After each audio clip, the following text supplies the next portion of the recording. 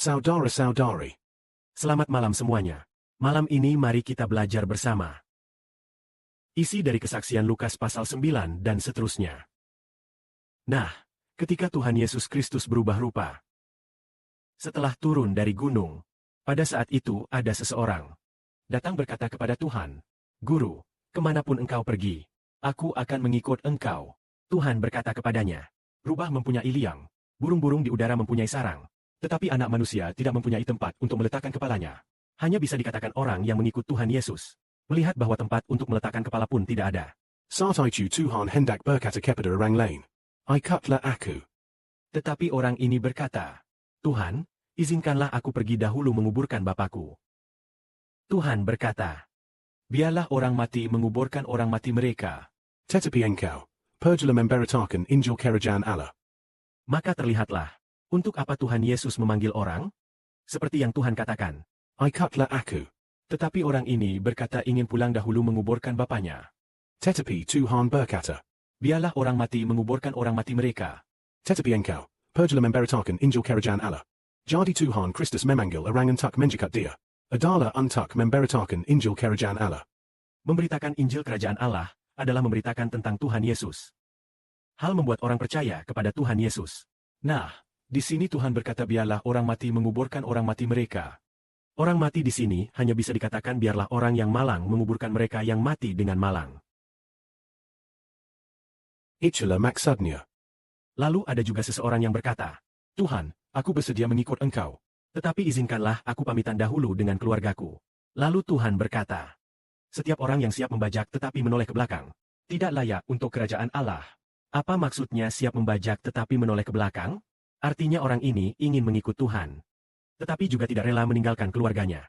Artinya, Orang-orang yang ingin menjemput Tuhan tetapi tidak rela meninggalkan keluarganya, maka tidak layak masuk ke dalam Kerajaan Allah. lalu orang seperti apa yang layak bagi kerajaan Allah? Layak bagi Tuhan? Yaitu mereka yang bersedia demi nama Tuhan, meninggalkan rumah, Tanah, bapa, ibu, istri, dan anak-anak.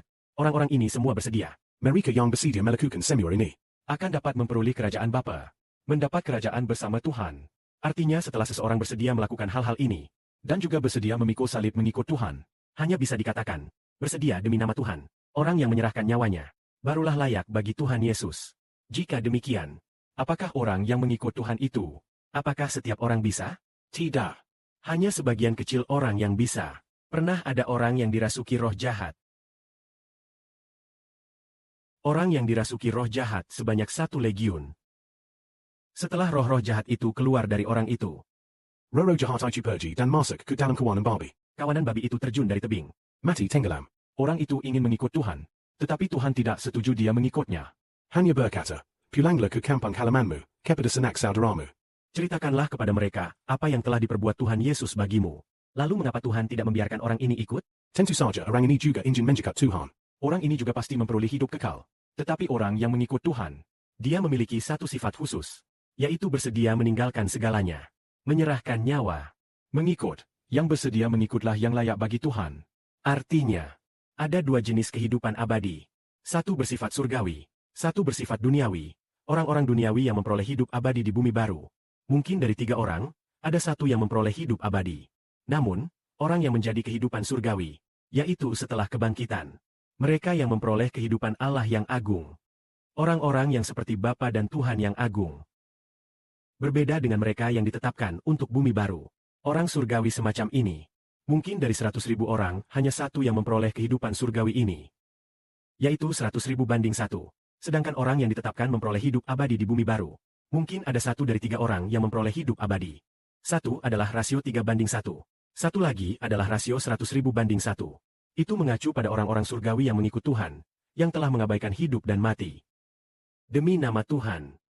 Sudah lama memikul salib mereka sendiri untuk mengikut Tuhan. Hanya mereka yang rela menyerahkan nyawa mengikut Tuhan yang layak. Kiranya kemuliaan bagi Bapa dan Tuhan. Amin.